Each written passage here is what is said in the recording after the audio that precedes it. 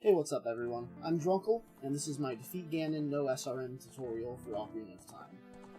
This category is basically what the any% route for the game was prior to the discovery of stale reference manipulation and arbitrary code execution in 2020.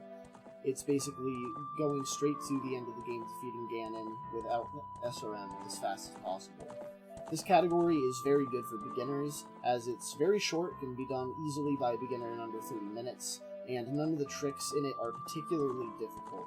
I will be going from start to finish, covering everything you need to finish a very base level run of the category, as well as going over some basic details about Ocarina of Time speedrunning as a whole.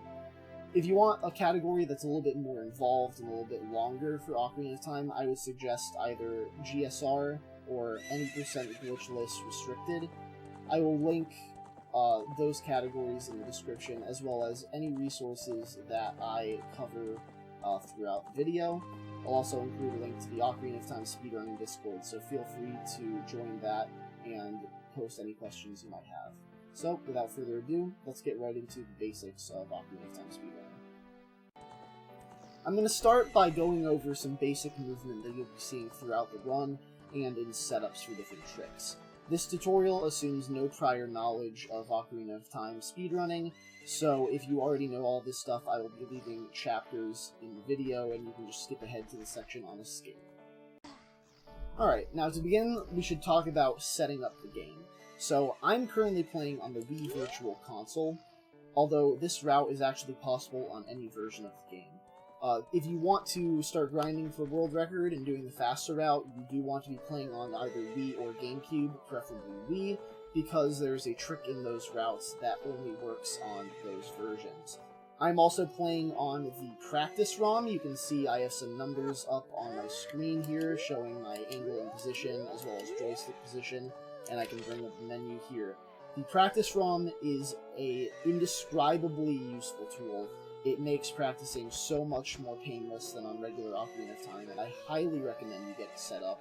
I'll be leaving the link to the Practice ROM site in the description of this video, as well as the link to the Ocarina of Time speedrunning Discord, which you can use to ask any questions you want. They can help you with setup if you're having trouble with it. It's basically your go-to place for questions about the game. One last thing is whatever version of the game you get, you want to be playing on the Japanese version. Any other language, like English or PAL versions, the text is going to be much slower. Japanese is a lot more condensed than English is, so the text just goes by faster, and it saves a surprising amount of time throughout the run. So if you can, definitely make sure you're playing on Japanese, although it is not required for any glitches. All the glitches are the same, no matter what language you play on. There's three most common types of movement you'll see throughout runs. Rolling, which is done by just moving forward or in any direction and pressing A. Side hopping, which you can do by targeting, holding left or right, and then pressing A. And back walking, which is done by just targeting and holding down. These are all faster than regular normal movement, and they all have their own specific best uses, but I'll go over what those are in the later sections as we're doing them. Basically, side hopping as child is fastest when you do it frame perfectly, and if you're going in straight lines. Rolling is very good for cutting corners, and over long distances, it's usually best to just backwalk. More movement options that you'll see throughout the run are used for setups. Setups are basically sequences of movements that let you get the right angle and position for different tricks. Things you'll see most commonly are going to be dry rolls, which you do by holding target and then pressing the A button. Side rolling, which you can do by holding down a little bit and pressing A, or you can do it after a side hop, as long as you're still holding target when you input the roll. Those are mostly done to move you a little bit, and side rolling in particular is done to adjust your angle. Another very important thing to know is ESS position. Basically, it's holding just outside the dead zone on your control stick. If you look at the numbers on the bottom of my screen here, those are the position of my joystick. So, between 7 and 24 is ESS position, and you'll know you have it when Link's shuffling his feet and he starts spinning in a circle. You can do this to turn. You can turn 90 degrees like it. You can turn to get various different angles. It also has some other applications, which I'll get to in my section on Zora's River. So I'm going to finish off this section by going over some basic glitches that you're going to see throughout the run. These are very simple, but they're very important, so it's good to know them before going into your learning attempts. First is going to be Infinite Sword Glitch. So this is probably one of the most famous tricks in the game. You're basically just going to do a crouch stab, and then on the last frame it's active, you interact with something, like talking to Navi, for instance. So you'll see how my sword is now glowing. This means that the hitbox is still active and I've done ISG correctly. So you'll see the camera's a bit weird here. That just happens when the hitbox is still active. In this state, obviously your sword's going to be able to hit something every frame. Also, you can't fall off ledges, which leads to some other tricks that don't really apply to this category. But it's very useful, and you're going to be doing this for the final boss, Ganon. And some other routes will have you do it in other places. It's a very easy trick, but it's very important to know. You can also cancel it by just crouching, although in the middle of a fight you're not really going to want to do that. The second trick we're going to talk about is even easier. It's called Ocarina Items. This is a trick you'll see if you're watching the wrong work, so we'll get to more using this in the wrong work during that section of the tutorial. But first on how to do the trick. You start by having a full bottle in your hand, so we're going to dump out these bugs here, and then I'm going to re-catch them. And then Link will be holding a bottle that's just full of bugs. So you can see he's caught them now, and the bottle's in his hand. So that's important. You don't want to like swing your sword or anything like that, or else the bottle will get put away. What you do from here is just backflip, and then in midair, pretty much as soon as you backflip, you press the bottle button, and then press any holdable item, like sword, Deku stick, anything like that. Like this. And now Link's playing his sword like an ocarina. This has to do with some default cutscene nonsense. The game tries to play the cutscene. It registers that you want to play a cutscene, and then for the last item you pressed. But since you press sword after bottle, it tries to play a cutscene for sword. There is no cutscene for sword, so it plays a default cutscene, which is Ocarina. And you can actually play songs on this. So it works as a functioning ocarina. We don't use it as an ocarina in this run, but you'll see how we use it once we get to the section on wrong working. So that's pretty much it for the basics of the game. So now we can get into learning the Defeat Ganon route. Alright, so now we're going to get into the meat of the run, starting with the escape split. So this split is basically just collecting the sword and a couple rupees, and then making your way out of the forest. You need the sword and shield to get into the Deku Tree, so those are going to be important to collect.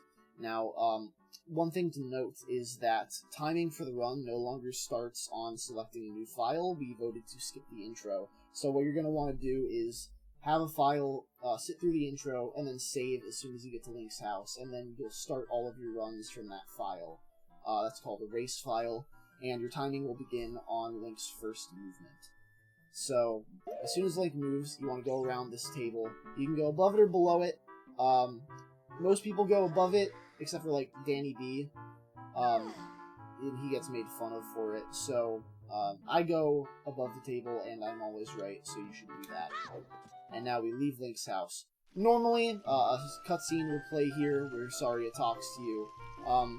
I'm not starting from race file with this, so my position is slightly different, but luckily we have save states on the practice ROM. So now, you'll have the camera looking like this pretty much as soon as the cutscene with Saria ends. So what you're going to want to do is we're going to make our way to the sword and collect some rupees. So start by flicking up, targeting, and backflipping off of Link's house. It's just faster than climbing down the ladder. From here, you just hold down and backwalk until you reach this patch of light-colored grass right here. You can do this all while you keep backwalking. It gets easier if you just do this in all one fluid motion as you practice it. But once you reach this, side hop, hold right a little bit until the camera readjusts itself to show Link in the grass. From here, you backwalk and you'll collect the rupee that's in the grass there. And then once you do that, once you reach about where I am now, just backflip and you'll get right on top of the ledge.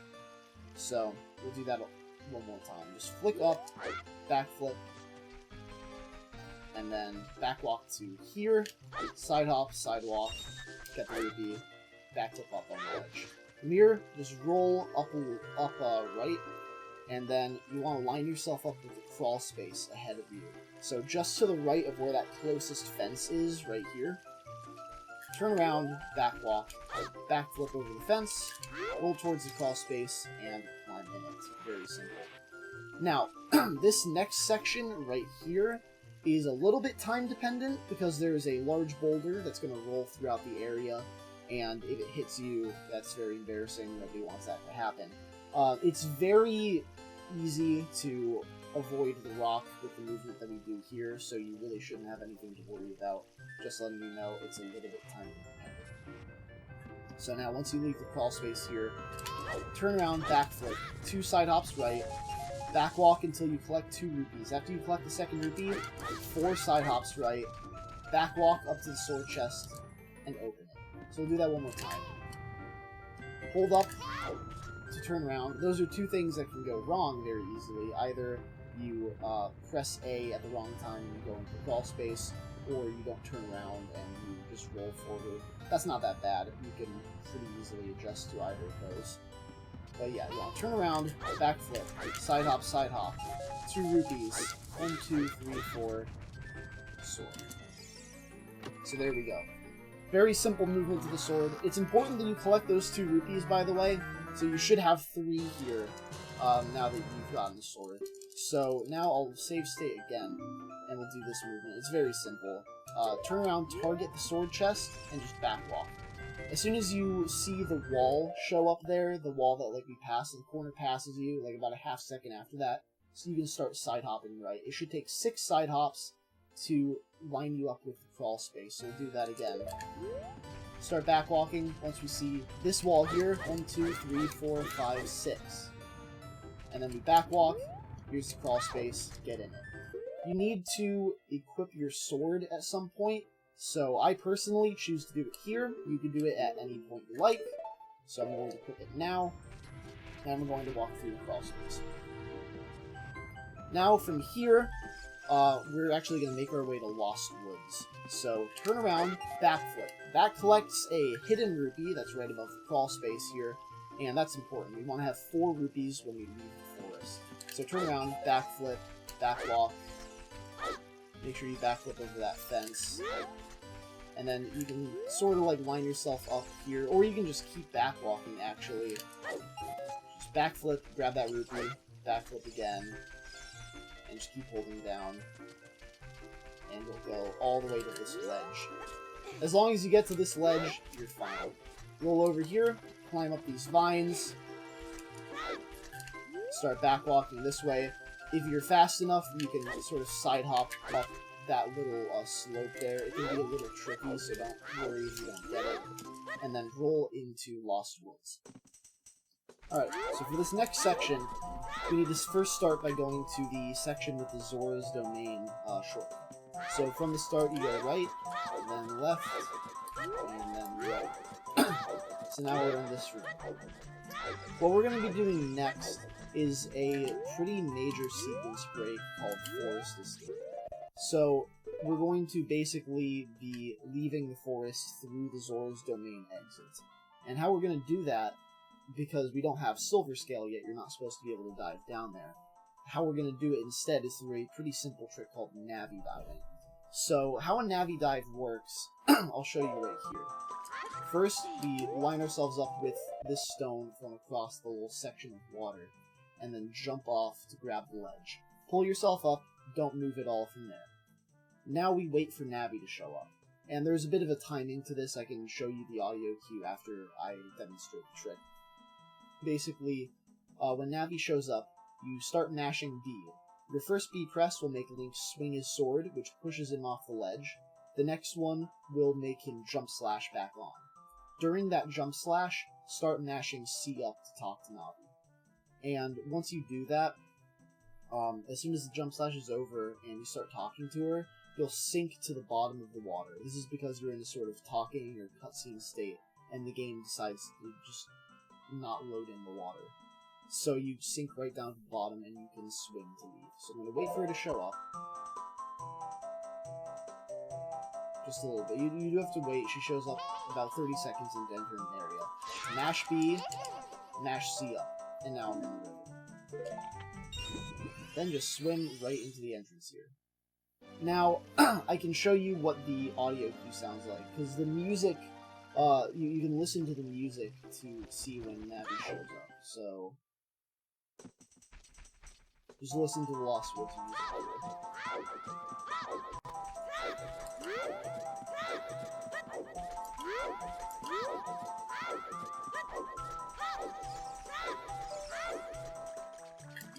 After this section of music, she'll show up right at the end. You'll hear it.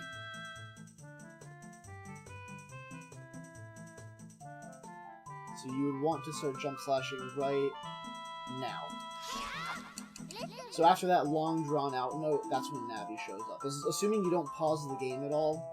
She will always come in at that section of music. So that's just something you want to listen out for when you're trying to do the trick. Also, you will start floating again after the text box here gets cleared, so make sure you just swim straight into this entrance and head your way out to Zora's River. Alright, so now that we've escaped from the forest, we want to make our way to Kakariko. So start by swimming left, climb this ledge, and then just start rolling. And we're just going to roll our way down the river towards the entrance to Hyrule Field. When you get to about this point, like this corner, jump into the water. And you can mash B while you're in the water to swim faster. So here, you're going to start collecting rupees. And there's actually a red rupee, which is worth 20, just up ahead. So there's a couple different ways to get it, and I will show you what they are right now. So the first method I'm going to show you is probably the hardest, but it's also the fastest, and it's really not that difficult once you're used to it. So we're going to collect the red rupee in the river through a jump slash recoil off the wall, and I'll show you how to do it here. So once you get to this section of river here, you want to stick towards the right side, the right wall here. And when you go around this corner, try to adjust your camera to be pointing straight ahead, and then hold target. Like this. So, once you get to that point, you'll start collecting rupees in the lower section of the water. What you want to do is wait to collect 2 rupees, and then let go of target, hold left, and press the A button to dive. Keep holding left throughout the entire rest of this trick, and then while you're diving, just mash the B button. Once you go over the waterfall, you'll jump slash, hold left and jump slash will move farther into the wall, you'll recoil off of it, and you'll collect the red rupee. So, we'll show that off right here.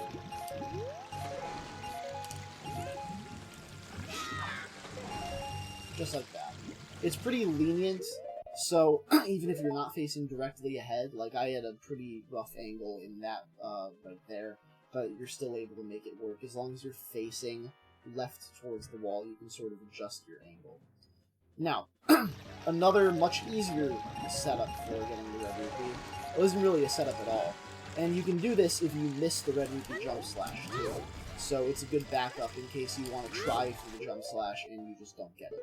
So what you do is you come ashore right there on that slope, jump your way over here, and then jump onto this side of the river.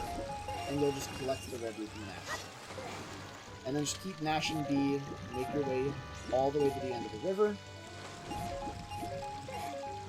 Come up on land, roll out here, and exit onto Hyrule Field. So once you leave the river, you'll be here. What you want to do is line yourself up parallel with this wall, and just start back walking towards Kakariko. That's all you need to do.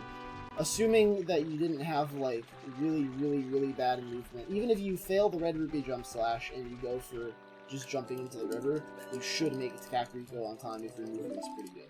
So, it may take a little bit of practice at first, but you'll definitely get the hang of it eventually.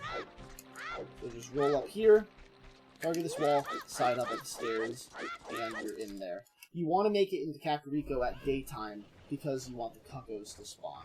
The Cuccos spawning is like the only thing that we are after in Kak, and they only come during the day, so make sure you don't get here late. If you do, just wait in Hyrule Field until it's daytime, and then come back in. Simple as that. Another cool trick that you can do after leaving the river is something called a water extended super slide, or a WES. So basically what a WES is you're going to recoil off of a wall here into a body of water. The recoil gives you speed, and the water sort of preserves that speed until you reach the shore. If you leave the water while you're holding ESS position, which I talked about in the first section of the video, then you'll preserve that speed moving backwards. So it basically just lets you move much faster towards Kakariko Village. And an important thing to note about ESS position is that while you're in it, NPCs can't interact with you. So you'll just slide right past the owl and he won't talk to you at all. So this usually helps you get to Kakariko a little bit faster, although this is a trickier piece of tech, and I'm only mostly going over the basics, so I'll just do a cursory example of this. You can watch my input display to see how I do it, but if you have any further questions about any of the more advanced tricks I go over, feel free to either DM me or ask the Ocarina of Time Discord, and they would be happy to help. So as soon as you exit the river, hold down a little bit, roll so you go past the sign. 2 side hops right, side roll, target. So now you have the right angle. Go up against this green thing, get your sword out, right on the edge of the green thing, press A to jump slash, and then hold ESS upright, and you'll start sliding like this. So you want to do it fast, so it's still daytime when you get to Kakariko. And you don't want to get too close like that, otherwise you'll go back into the river. There's a little bit of troubleshooting that's involved with this trick. But if you get it quickly enough, you'll be able to get to Cap really fast. Just hold the SS position like that. You'll see how my stick is, like, just barely to the right. And I'm holding target, otherwise Link would be turning. All you have to do to turn is just release target, and Link will just turn. And now, we've made it to Kakariko Village, and we are ready to start collecting Cuccos. Alright, so now that we're in Kakariko, our objective is to get the bottle. And to do so, we have to collect all 7 Cuccos and return them to their pens. So, there is a route that speedrunners will normally go for. Cuccos can be extremely random, so there are ways to manipulate which way they go in, but it takes a little bit of time to get used to. So what you do, you grab the one closest to the fence, and you want to backwalk this direction until you get to this corner. I'll try to show you some good places to throw the Cuccos and things you want to look out for, but it takes a lot of work, and there's some little bits of fine-tuning that you can do. So watch some top runs, see how they do Cuccos, and you'll be able to cut your time down a lot. It takes a little bit of work, but it's absolutely not that bad. So, once you round this corner, turn towards, like, this wall here, towards the top of the stairs, throw the Cucco, start running away. Cuccos will run in the opposite direction from you. So, that's pretty much what this whole Cucco routing is about. It's about throwing the Cuccos in such a way that they'll run as close to the fence as possible while you're going to do other things, so you don't have to go out of your way to grab them again later. So there's a Cucco in this box, we want to bonk it, and then walk up to the wall, and then start going up the stairs, so that way the Cucco will run away from us towards the pen. So bonk it, walk forward, and he starts running away. You go up here, you can backflip up there, and then we want to grab this guy. And now that we have this guy, we want to jump onto this red roof to my left, and then we want to make our way down to this little fellow right here. So throw him there, throw him there. It's actually better to just throw it closer to that wall that's like right there. But either way, the Cuccos will end up where you're trying to get them to go. So jump down here, and he's run a little bit closer to the pen, which is nice. So I'm going to line myself up. That's also a good opportunity to check where your Cuccos are. So this was okay. We had one guy who was close, and then these guys aren't super far away, so it could be better. Or it could be worse, rather. So now that they're all in the pen, that's the first wave of Cuccos. Now we do the next 3. One important thing to note, do not try to roll too close to the Cucco lady, because she will talk to you from a very, very large range, and that just wastes some time. So I did one roll, I'm going to walk past her, another roll, grab the Cucco. Now we're going to come up these stairs, line myself up here, turn around and backwalk, and wait until you see the box right there. That's usually my visual cue, but I'll stop and turn, and you want to jump onto this fence here. Turn, throw the Cucco, come down here and grab this guy. Walk up the stairs. You want to throw him sort of to the left of that corner, I believe. Normally you want to sort of ride the fence there, but I fell down, so that's no big deal at all, honestly. And our last Cucco is up here. Now, he can be in random spots depending on, it's just RNG, not really a whole lot you can do. So now we jump down here, try to get a little close, drop him, grab one of these guys, throw it, and slash. This starts him running away right away. And because of how I threw my Cuccos before, neither of them got stuck behind a well. Sometimes that can happen, it's a little slow, there's no big deal.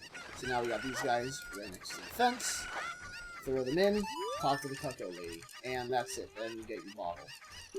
One thing that can happen to you here, it doesn't happen often, but it can happen, is if you talk to her on the same frame the last Cucco enters the pen, she will not give you the bottle at all, and you'll just be kind of stuck. You have to reload the area and do Cuccos again. It's not likely to happen, but if you get all the Cuccos in and you talk to her and you don't get the bottle, that's probably what happened. Yeah, see, like I said, I was so far away and I talked to her. She's just like, she's got a huge talkative.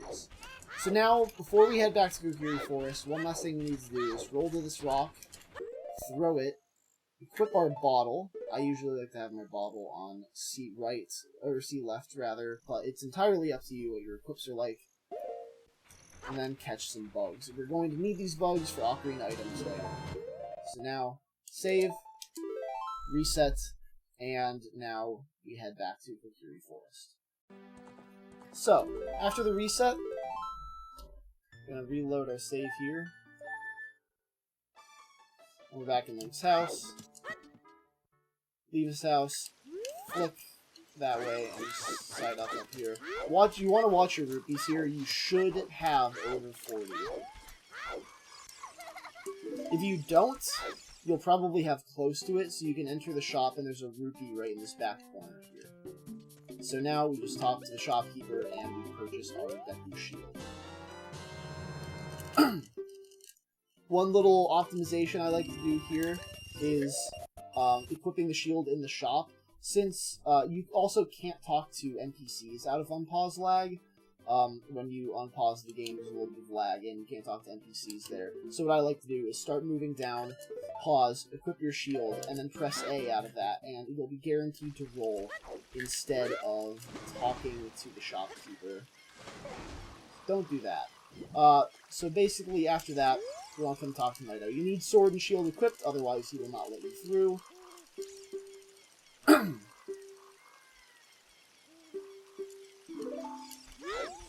And now we roll through here. There is a trick that allows you to burn the web with something called Quick Put Away, which requires 2 sticks. Also, it's nice to get an extra stick just in case one breaks. Although, for the route I'm going to be showing here, we're not going to be doing Quick Put Away. So, well, I'll demonstrate it, in which case it's nice to have an extra stick, but if you're not going to do it, you only need 1 stick here. After that, come up to this corner, and you want to do this setup really fast. If you have to, like, take forever setting this up, it's not worth doing. But if you're here, side hop, and then hold B to jump slash. And sometimes, if you do it correctly, you will jump slash the wall and boost forward. It's really not a big deal if you don't get it, so I'm not even gonna try to show it off. You can watch it in like some high level runs. You'll see them boost forward, and that's basically what's happening there. So now we're just gonna mash through the Deku Tree's text. By the way, optimal text mashing, you want to be pressing A and B, because A, B, and I believe C up. Your text. Then line yourself up with the tree's mouth, turn around, and backwalk your way inside.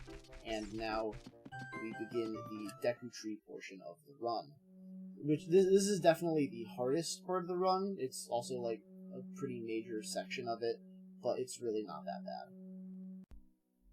So, for Deku Tree, there has been a recent, at least recent as of the time of making this video, route change, which involves collecting Slingshot, when normally we would skip it.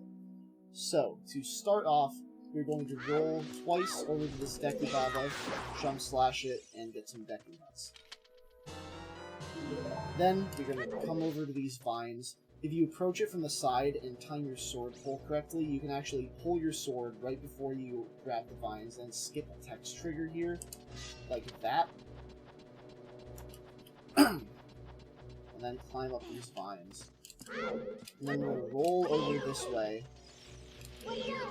Try not to target these guys. And if you get too close to these vines, the text trigger will come up.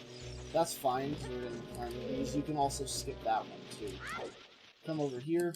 You can attempt to side hop in front of the door and open it on frame 1, but that skips another text trigger, but not everyone can get it, so you'll most likely just see this.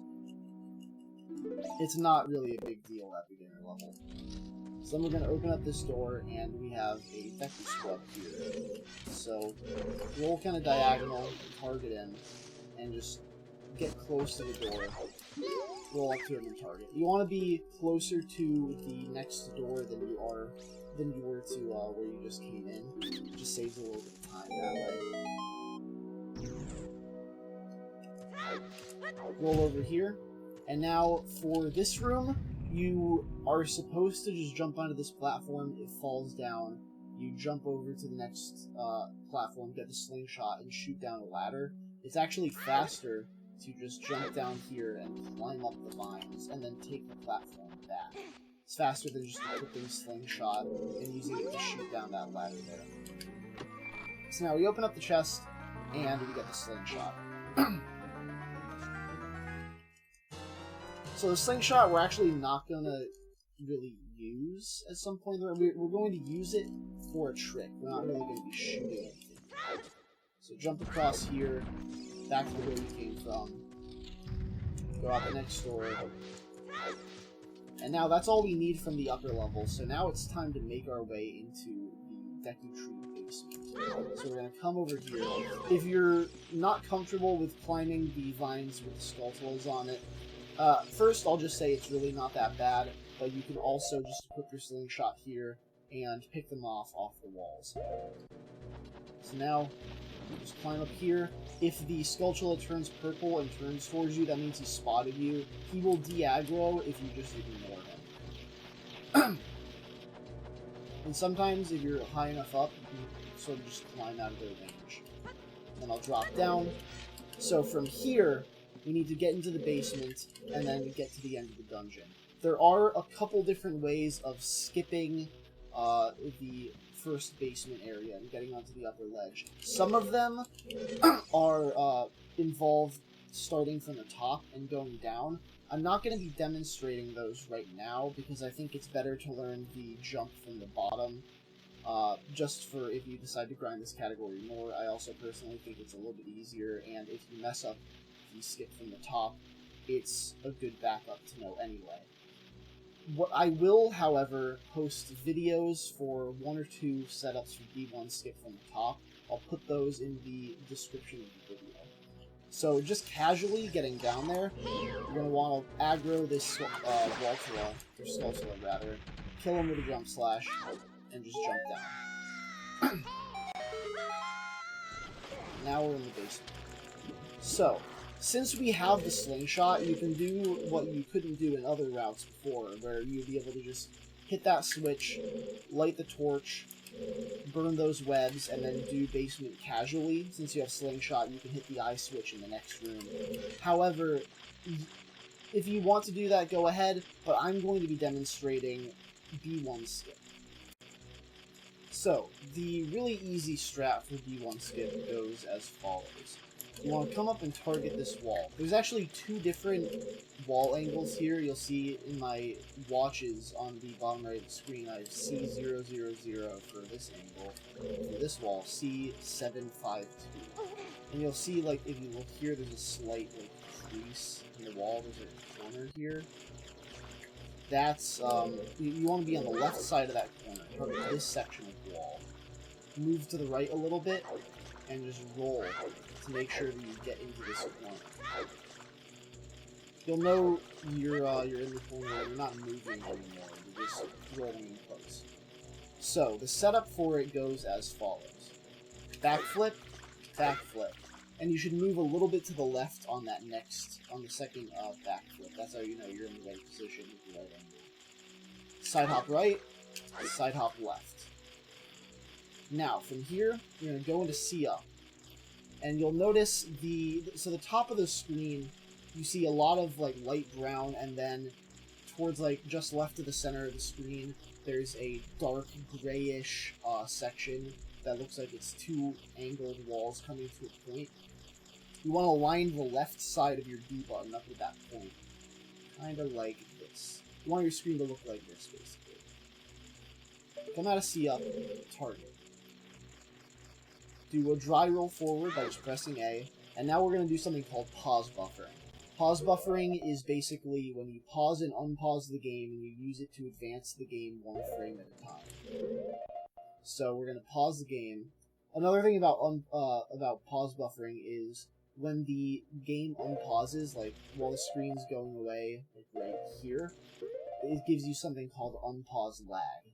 And you can input actions in unpause lag. There's some actions that you can't, but most actions can be inputted in unpause lag. And that will buffer them to the first frame that plays out after the pause is gone. So that lets you basically have more reliable ways of getting frame-perfect tricks. You can buffer to specific frames, so it's really good. Because this last part of the trick is technically frame-perfect. You want to hold up and press A to roll on the same frame. So in the pause, start holding up. And then unpause, and in unpause lag, like while the screen's going away, tap the A button. And you'll jump up and grab this ledge. That's all you need to do. So now, from here, we need to get some fire and burn this red. You can do a backflip to light your stick on this torch. Here is a really good time to do your equips, by the way. Make sure that you have bottle, stick, and nuts equipped. They can be on any buttons you want. One strat that I like doing for torch backflip is to line yourself up with this white dot on the wall right here. I got this set up from Richard Sage, big shout outs. You don't want to be targeting the wall. You want to kind of come at it from a slight angle. It's a little bit lenient, so you don't have to worry about it too much.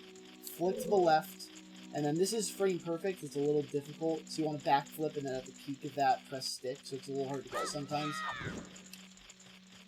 But you can get your fire just like that. Another more beginner-friendly thing you can do is push the block here twice, climb on top of it, line yourself up with the torch, jump at it, and then make sure you don't have a stick in your hand. And then, right as you're nearing the torch, press stick to pull it out. And you'll light your stick. And then you can burn the leg. If you're not too comfortable with B1 skip, I would recommend pushing the block here down to the lower level. This basically gives you a free way to get back up to the upper level without having to go through basement 1 again, or having to do B1 skip. So if you're really uncomfortable with it, I would recommend that. If you're also not really that good at getting the fast fire from the torch, and you don't want to like ask for help or anything like that, you just want to get a run done, get that out of your way, you can just do this casually, push the block down, jump over here, hit the switch, light your stick on the torch, and burn the lead that way. I would recommend for this next part, you want to damage down, so if you need to take damage, you can let these guys hit you. Also, I would recommend side hopping down to the bottom floor to make sure that you take some damage, because you want to go into the Gohma fight on half a heart. You want to be one hit away from death. It's very important for the double KO trick that comes up. You want to die at the end of the Gohma fight, so it's important to be damaged down as much as possible. There's some better ways, if you watch other N64 runs, there's some better ways to manage your health. You want to take a hit from a Deku Baba outside of Deku Tree, try to take some damage on some falls, stuff like that. But Deku Babas are generally a good way of damaging down. And if you're not low enough health, you can just let the scrubs here hit you once or twice, and you'll be good to go. Speaking of scrubs, this is the last thing we have to do before the Gohma fight. Basically, the order for them is 2, 3, 1. So you want to make sure that you hit them in that order. So, they've aggroed right now, but I save stated. So, you want to come in with this kind of angle, roll this way, target him, reflect, and I'll let him hit me, but normally you just turn around and reflect his nut as well. Try to make sure Scrub 1 doesn't get aggroed until the very end, otherwise he can shoot you from behind, and if you're already fully damaged down, you can just die to that, and you don't really want that to happen. Scrubs are really not that bad. There's faster setups for scrubs, but they only save like a couple seconds tops, and I don't really think it's worth it at a beginner level to try to optimize something as small as Deku Scrub shielding, so don't worry about that. And from here, just enter this door and go straight into the Gohma fight. So, the Gohma fight is fairly simple, but there is a little bit of timing that's involved, so it can take a bit of practice to get down. But the inputs aren't bad, so don't worry about it. Just practice it a couple times and you should be fine. We're going to start by doing 2 rolls towards this slope, pull out a stick, and jump slash into the room. This is important for something called a power crouch stab. So the way crouch stabs work in Ocarina of Time is they don't have their own defined damage. They actually take on the damage and properties of your last attack. So, in this case, our last attack is a Deku Stick Jump Slash, which does 4 damage. Default crouch stab damage is 1, a normal slash is 1 damage, and a regular sword jump slash is 2. So this is by far the most damage you can do normally as Child Link. This is really important for the Gohma fight, because now that all of our crouch stabs will do 4 damage until we do another attack, Gohma only has 10 health, so we can kill her in 3 hits. You'll see power crouch stabs a lot in a bunch of different categories to quickly dispatch enemies and bosses. It's really, really helpful. So, we're going to look up from here and wait for Gohma to notice us, and then she's going to drop down. So what I'm going to do is I'm going to show you the basic inputs required to do what we call Gohma double KO. So I'll walk you through the fight first. I'll describe to you what the inputs are, walk you through the fight, and we'll go from there. So what you want to do is, as soon as this cutscene ends and Gohma starts approaching you, like as soon as it's over, you walk up to her, throw a Deku Nut. You don't actually need the slingshot to stun her, you can stun her with nuts. So you walk up to her, throw a Deku Nut, crouch stab. As soon as the crouch stab's done, you want to be throwing a second nut. So like, pretty much start mashing the nut button while your second crouch stab is coming out. After that, wait a tiny bit because she has some damage and vulnerability, so wait like a fraction of a second, do another crouch stab. And then from there, target her, and then jump slash into her. The jump slash is the important part because Link will actually die at the same time that Gohma does, which is what we want, and I'll describe why later. So walk up to her, nut, crouch stab, target, jump slash. And you hear Link scream there, that's how you know that he died. So if you watch my input display, you'll see that second nut, I was mashing the nut button. This time,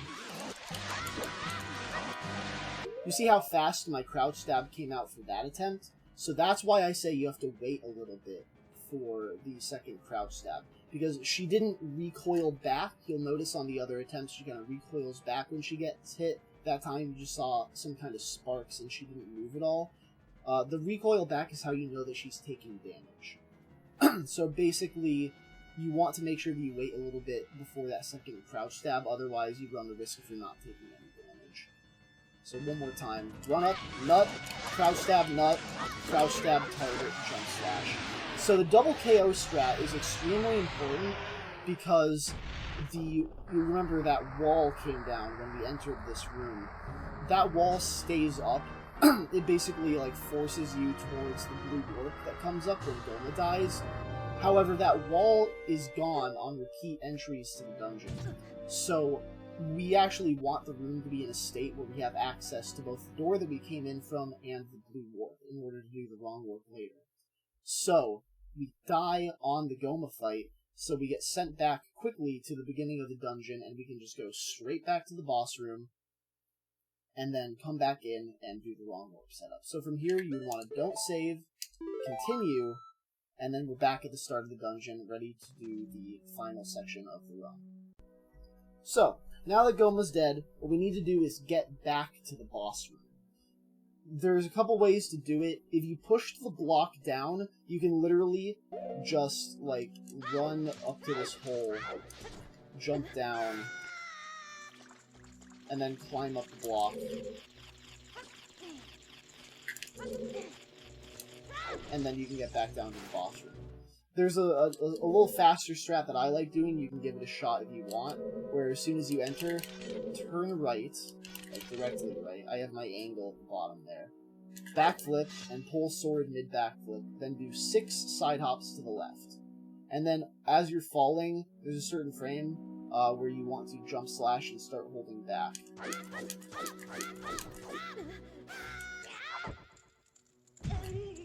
And that's another way of doing D1 skill. There's like a couple frames where you can jump slash actually. It's not particularly bad, but for a beginner, I would recommend just like either pushing the block or you can drop back down. And when you drop down, you can just do D1 skip again. Like the same one, the jump from the bottom. You just do that over again. It's really not that bad. So after that, you just want to jump back down here. Doesn't matter if you take damage or not, because you get health. Actually, no, you don't get health. You want to make sure that you have plenty of health, and then you're going to enter this room. And now we get ready for the defining trick of this category, which is Ganondorf. So now, Ganondorf is probably the hardest trick in the run. It's not too bad once you're used to it, but it can be very tricky for new runners to learn. So I will try to walk you through what I think is the best setup. I'll also include a link to said setup in the description of this video. Basically, the premise of the trick is you want to do Ocarina items and land on the very edge of this blue warp. So what that will do is allow you to maintain control of Link while the warp tries to take you away. If you land too far into the warp, it'll just take you away anyway. So you want to land right on the very edge. Like I said, this trick's hard, and it takes like a lot of work. So don't be discouraged if you don't get it right away, and if you have any issues with it, feel free to join the Ocarina of Time Discord and post clips of you attempting it in our Defeat Ganon channel, and people will gladly help you troubleshoot it. So, to get started, we're going to drop and recatch our bugs, so we have a full bottle in our hand. So drop them, catch them. If you want to be 100% safe, wait for those little guys to dig, because they have little hitboxes, and if they are in your way as you're backwalking here, they can actually push you and ruin your setup. It's happened before, it's not very fun. So now, line up with like the center of the door right here and target the door to make sure you have a straight angle. And then you want to start backwalking. And when you get to about, not here, about this part of the scene, to around like this range here, is when you want to start backflipping. You want to do 3 backflips, and try not to take any steps in between the backflips. On the third one, do Ocarina items. So on the third one, backflip, tap bottle, and then sword, like this. So I'll show you all the backflips in order right here. Like that. And this is what you want to see. You want to see Link land on the edge of the warp. So the camera is going to spin, and then come to this camera angle. Well, what the camera angle was before. That's what you want to see. So once the camera stops spinning and it focuses on that angle of Link, you should be holding down on the stick. Press B to cancel Ocarina, and then I will show you the movement that you do from there. So from there, I'm holding down. Once this is over, I press B. Take 1 step, throw a nut, target. Hold right, and then wait for Link to take like 6 steps, then throw another nut. The timing is kind of lenient. You got a couple frames to do it. I like to count Link's footsteps. It's 1 step down, nut. And during the nut animation, you want to target and hold right, like while he's still throwing it, so that way as soon as it's over, you're moving right. Wait for him to take about 6 steps right. He's got to like build back up to full speed, throw another nut. Keep holding right, keep going. Once you're over the hump, the warp timer stops ticking up, so you can just side hop your way to the door. Once you get to the door, you'll want to walk into this upper corner, still holding target. Press A to open the door. Do not let go of target at all. Like this. I'm still holding target. And now we're in the castle collapse sequence.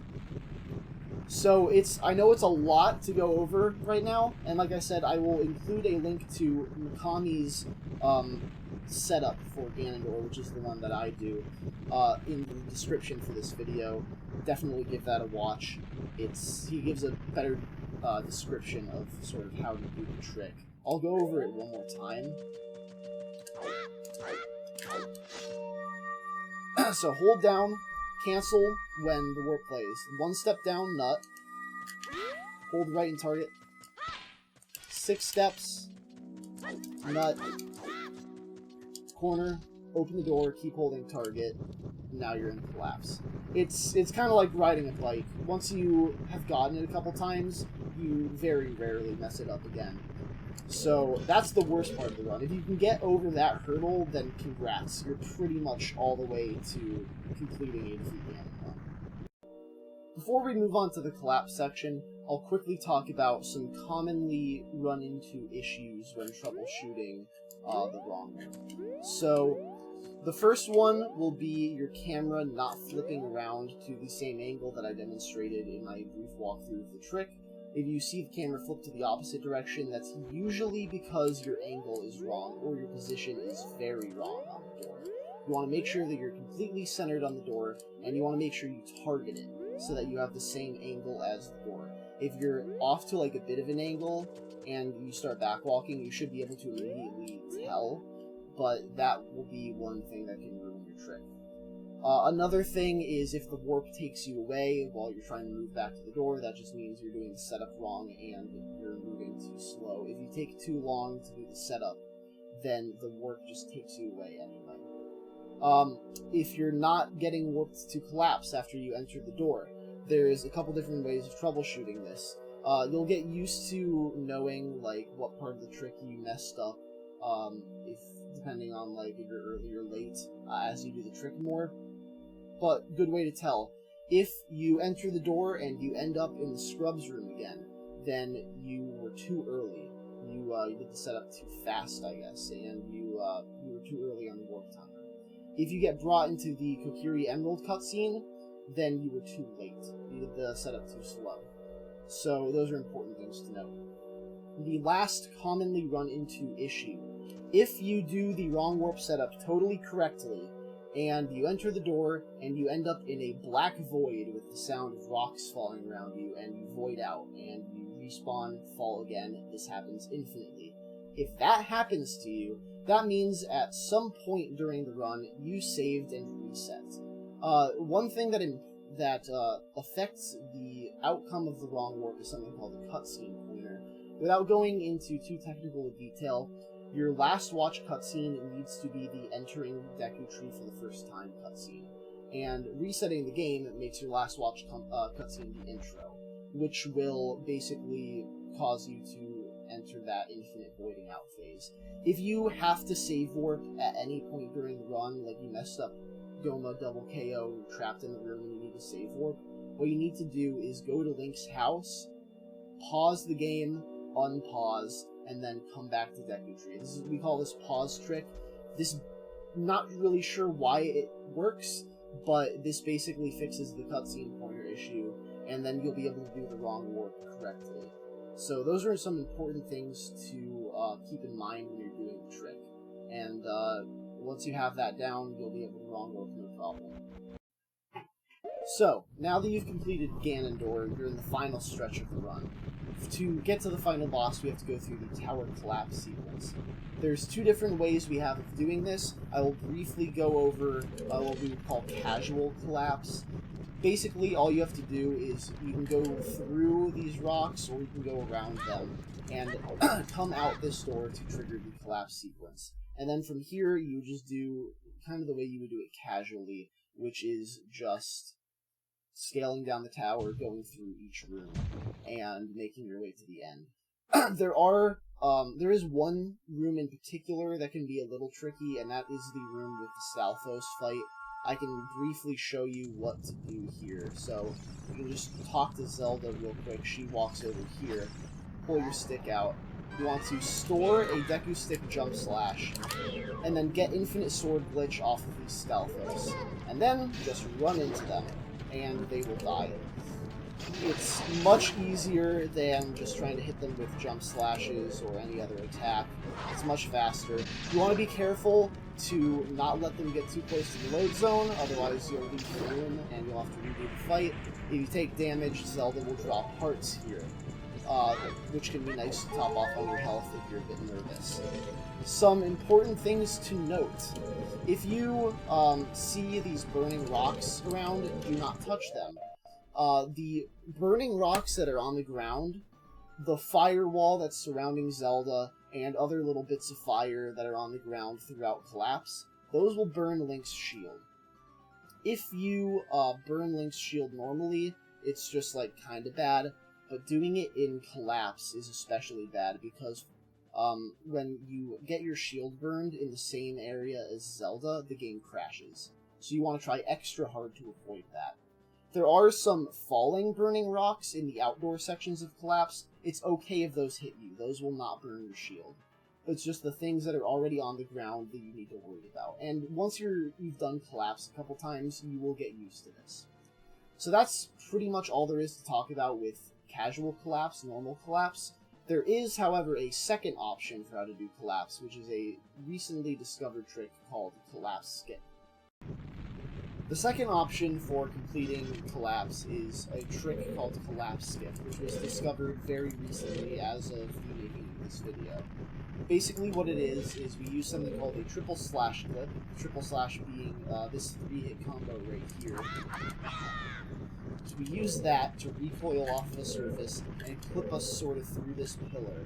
We fall out of bounds, and we land back in bounds in a lower room of the tower collapse, and we're able to exit the collapse sequence into the Ganon fight before the sequence even begins. It's much faster, you don't have to sit through as many cutscenes, and it's not difficult at all. So, to start, we're using a setup that was posted in the video by Save State. This setup I will include in the description of the video. So just target this pillar, you can dry roll against it to make sure you have the right angle. And then you want to back walk into this corner, make sure your sword's pulled, it's nice to do a little backflip and press B. From here, you side hop left, and then hold ESS left in midair, and let go of target, so that when you land, you turn completely left, like this. Like that. Now, I'll walk through the timing for the different slashes, and I'll sort of do it, I'll buffer it, or I'll do it in frame advance, so you see what I'm talking about. I'll do slash 1. On the first frame that slash hits, I'll input slash 2 and start holding up. You can hold up any point from the start of slash 2 to the start of slash 3, or the frame before you input slash 3, rather. So then you input slash 2, hold up. On the second frame that slash hits, you input slash 3. Any point during that last slash, you target, and you keep holding target for the rest of the trick. And then on the second frame that the third slash connects, you want to equip your slingshot and pull it out. So I'll walk you through that right now. And we'll do it from frame advance. So press B. Frame 1 here, so I'm going to press B. And I'm inputting up right now. 1, 2. So you see how Link turned there? That's good, so we want to release up now. Press B again. And I'm targeting now. We wait for it to connect, so that's hit 1, hit 2. On the second recoil hit here, you'll normally either see the camera move to a different position or Link will move back a bit. So that's what you're looking for. So now, I can equip my slingshot, pull it out. Wait to fall a little bit, and then start holding forward. So fall for like half a second or so, and then start holding up. If you wait too long, you'll land into an upper unloaded room, and the trick's kind of ruined from there. The timing's not that bad once you're used to it. So now that we're in this unloaded room, you want to do 13 side hops to the left, sidewalk a little bit, turn around, and just backwalk. And that's all you have to do. So I'll demonstrate it right now. 1, 2, 3, 4, 5, 6, 7, 8, 9, 10, 11, 12, 13, sidewalk a little bit. You'll see I kind of moved to a lower area. I'm on a staircase now. Turn around, hold down, and you can backwalk all the way down. And I can show you, actually, from the scene, I go to collision and show collision, where I am right now. So this is the end of that room, and I just came all the way down the staircase. So that's basically what the room looks like. And now from here, you just want to roll forward, space your rolls well. If you're a little nervous about that re-dead, you can just mash your rolls and he'll never catch you. Like I said in the previous bit, do not touch any of these rocks that are on the ground. Otherwise your shield will burn and the game crashes. So then just come up here, have Zelda open the gates, leave, and you're done with Collapse, just like that. So now the only section left of the run is the final boss fight against Ganon. Alright, so now we are at the final section of the run, the Ganon fight. So once the cutscene's over, you just mash a little bit of text here, and then we need to trigger the Ganon fight. So what you want to make sure you do is store a Deku Stick Jump Slash before you enter the fight, because there are two types of damage that do more than one damage to Ganon. That's Master Sword and, inexplicably, Deku Stick. So if you have Deku Stick's damage stored, and you just use crouch stabs against him, or in our case, Infinite Sword Glitch, it will be doing more than one damage per hit, and instead of taking 10 hits for the first cycle, you can take him down in just 3. So I just did 4 rolls there. I don't want to space him too much, because around where, like, this corner is, right here, this, like, 3-way intersection between, like, different lines here, that's about where the cutscene trigger is. So do 3 or 4 rolls here, pull out your stick, jump slash into the cutscene trigger. So what we're going to do here is, as soon as the cutscene here ends and the fight starts, get Infinite Sword Glitch off of him. So that's going to be crouch stab, target, talk to Navi. And it takes a little bit of practice getting Infinite Sword Glitch off of enemies, but you get it down fairly quickly. This fight, once you're good at ISG, this fight's extremely easy. So we're just going to wait for this cutscene to play out. I'll save a save here in case I fail ISG. But just mash through some text. Master Sword gets knocked out of your hand. That's actually extremely important for this fight. And now get Infinite Sword Glitch off him. So pull stick. And you know I got it there. You can watch what my input display does there to see the inputs. You'll get used to it as time goes on. But you'll see my sticks glowing now. Another good indicator is... So the stick glowing is one good indicator. If you don't talk to Navi at all, your timing was wrong. If you talk to Navi, but your stick isn't glowing, then you try to talk to Navi too late. If you don't get the Navi text at all, you try to talk to her too early. So if you get the text but no noise from her, and your weapon is glowing, that's how you know you've got it. So close this text, run under his legs, hit him. Run out, run back in, hit him again. Out, in, that's faithful. Very simple. Mash through some text here, and now we roll back towards Princess Zelda. About 4 well-spaced rolls should do it. So you have the Master Sword. Now from here, walk past her, so you don't talk to her. Roll twice. Jump slash him. I do what's called a quick draw jump slash, so I target, I press B, and then on the 3rd frame of drawing sword, I mash A to jump slash. It really doesn't matter if you get that or not, I just thought I would point it out. After the jump slash is over, get Infinite Sword Glitch off of Ganon again, pull out your stick, do the exact same thing again. just like that. With his tail, you want to make sure you run back between his legs in between each hit, otherwise he will spin around and try to attack you, and it's a huge hit. So that's the Ganon fight, and that's the run. That's pretty much all there is to it. Timing for any Ocarina of Time category that beats Ganon, timing will end on the final slash. So, that's pretty much it. Wait for Zelda to finish her thing there. Stick of Destiny starts glowing. Hold a little bit up from down left, press B, that's the run. So, that's it for this tutorial, actually. That's it for the run. It's extremely easy. People tend to sort of overcomplicate or think Ocarina of Time is too complicated, when it's actually really not bad. It takes a little bit of getting used to, but once you're used to it, it's really, like, there's a lot you can do, and it's really not too bad to do. And the community is fantastic at helping new players sort of learn the ropes of the game. So, if you think you're interested in learning this category, feel free to join the Ocarina of Time Speedrunning Discord. If you have any questions about this video or anything contained in it, you can post in the Discord, or you can DM me directly. And that's pretty much it. Thanks for watching, and good luck on your runs.